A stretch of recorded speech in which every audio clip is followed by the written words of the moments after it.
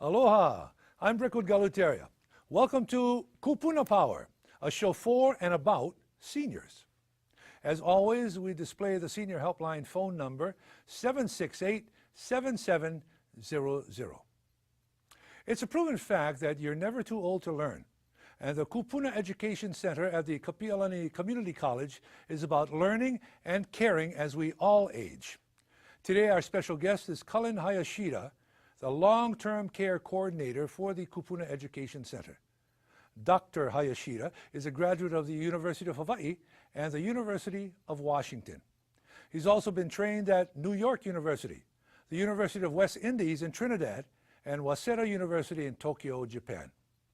Dr. Hayashida has taught at the University of Washington, Willamette University, Case Western Reserve University, and most recently at the University of Hawaii as a graduate affiliate faculty with Sociology, School of Nursing, and the Center on Aging.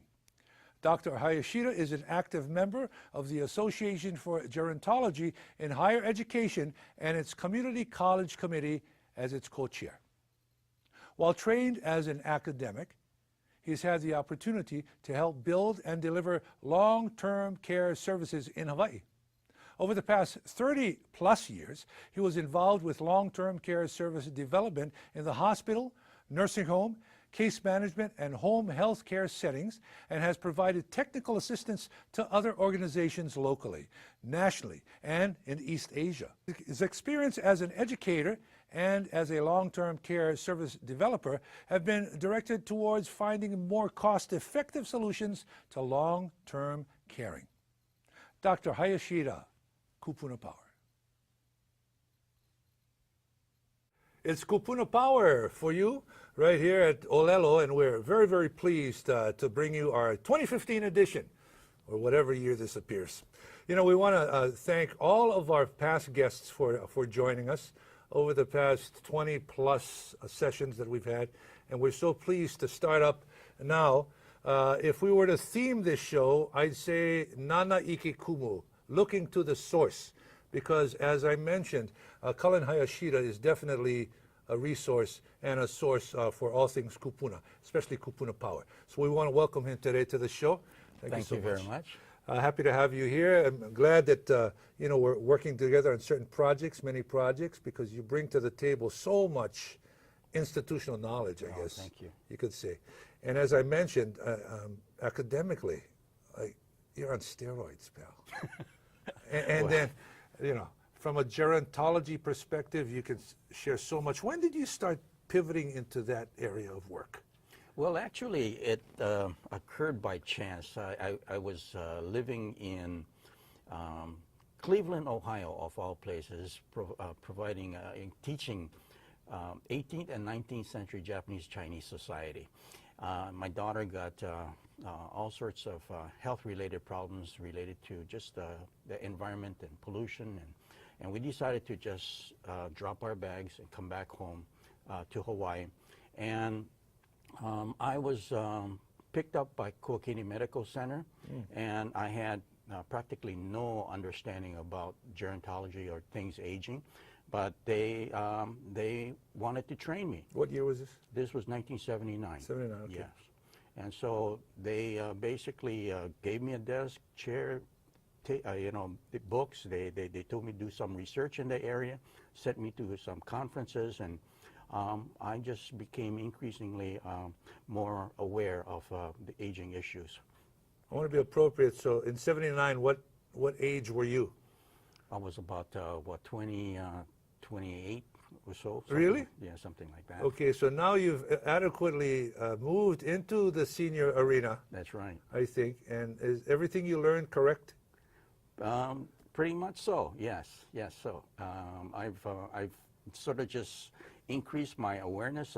First, of course, my work at Kuakini was related to the fact that we were having so many patients coming into the hospitals, but no place in the community to go to. So there was this backlog, what it's called waitlisted patients in hospitals that did no longer belong there. What was the illness? What was their situation? Well, there were patients that coming in for acute care problems, like, you know, heart attack, or maybe for osteoporosis or some kind of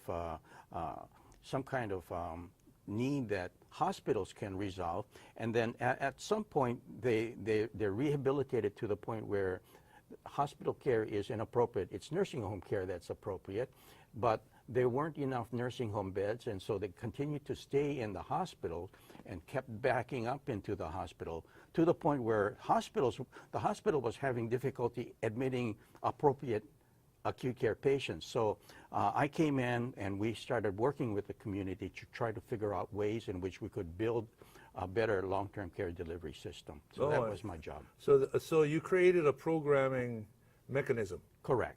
To go out into the community and assist in senior centers? Senior centers, part of the challenge was to try to create some additional type of aging services within the community, within the hospital. Give us an example of what we're looking at today. We started, when I came in, there was a nursing home, a small nursing home bed with a wing within the hospital, but they created this entire building called Hale Pula Mama, House of Cherishing Care, multi-level, 10-story.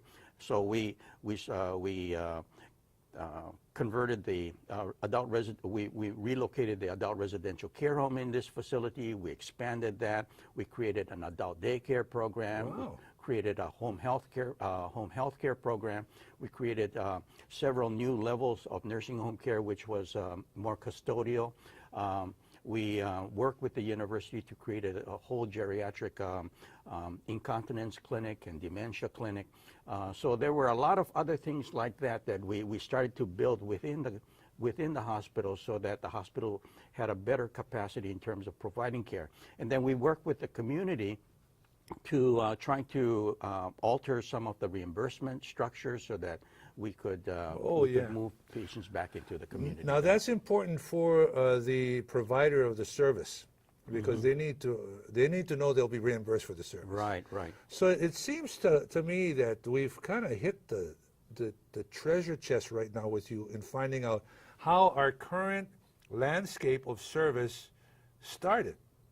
So at the time, there wasn't anything that resembles what we have today. Correct. Yes. Yeah. And so now we still have a lot more to do, of course, And we got a lot more elder care that's going to be needed in the next several years, right? Yes. Okay. Yeah. Are we on point? Are we behind? Are we cutting edge? What does Hawaii look like for this type of care?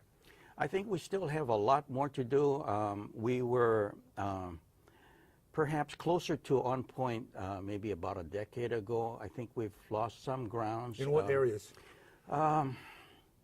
There's still, we've one of the things that I worked on while, after leaving Maluhia, leaving Kuakini, I did go to Maluhia and became an assistant administrator there. This is a nursing home where we did a lot of different kinds of innovations, one of which focused around not adult residential care homes, but the adult residential care homes, the small mom and pop care homes that we find throughout Hawaii. Many of them are in Waipahu, 3, 4, 5 seniors. Yes, many of them are operated by those of Filipino descent.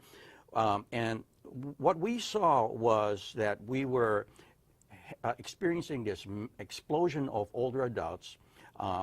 Many people were coming to the hospitals, and we were short on nursing homes. We were running at about, maybe about 30 beds per 1,000 elderly. Nationally, it was running at 50 beds per 1,000. So we were really short on nursing homes. 30 beds per 1,000? Yeah. Oh, wow. So, and then we looked at the care homes, which was the next level down, and we saw a 20% vacancy rate. So we worked with the care homes and with the health department and the Department of Human Service to find a way of using the 20%, and this represents thousands of beds now, to care for nursing home patients in care homes. So we've done that. So this has had a huge impact in terms of reducing our nursing home bed needs right now, because the care homes have taken up the load in many respects. Sure. But the problem that we still face with right now is that these care homes need to step up to the plate and provide quality care. So that's one of the things that we were trying to do over at Kapiolani Community College in terms of providing continuing education to these care home operators, so that the quality of care is such that, you know, we feel very comfortable about sending our parents, our aunties and uncles there. And right now, there's still a lot more that can be done, and that's one of the things that I think we need to do more work on. We got a few minutes left, but I want to stay on point about those who may want to enter in this field of care. Yes. What is the first thing I do? I want to get in there. I want to serve the senior community. I may want to open up a home myself. What are the first things that I have to do? Well, there's many different levels, of course. You can become a physician, you know, geriatrician, or an RN, LPN, care home operator. So there's many different levels. It depends upon your interests and how much education you want to endure, right? But let's say, for example, if those that are, one of the things that we need to do, recognize, is that the growing number of older adults will require more and more workers, clearly. So we need, the state has to really get started with trying to make it as